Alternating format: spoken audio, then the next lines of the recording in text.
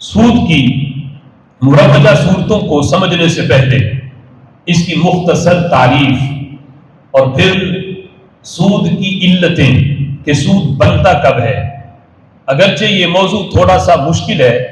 لیکن آپ اگر توجہ رکھیں گے یعنی آپ کو آسان بھی لگے گی، اور سود کی جتنی بھی صورتیں ہیں ان علتوں پر آپ اگر انہیں پرکھیں گے تو آپ خود بھی یعنی یہ حل تلاش کر سکتے ہیں، دیکھ سکتے ہیں کہ کیا یہاں سود بنتا ہے یا نہیں بنتا، اس سے بچنے کا پھر طریقہ کار کیا ہے۔ سب سے پہلے سود کی تعریف جو ہے یہ ہمارے ذہنوں میں ہونی چاہیے۔ شرع کے اندر سود کی ربا کی تعریف یہ ہے، فی الشرع فضل مال بلا عوض فی معاوضۃ مال بمال۔ شریعت کے اندر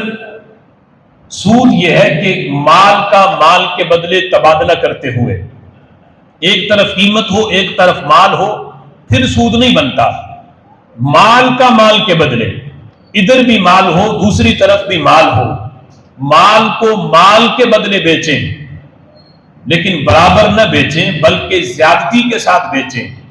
ایک طرف زیادتی ہو، ایسی زیادتی کہ دوسری طرف اس زیادتی کے بدلے کوئی عوض نہ ہو،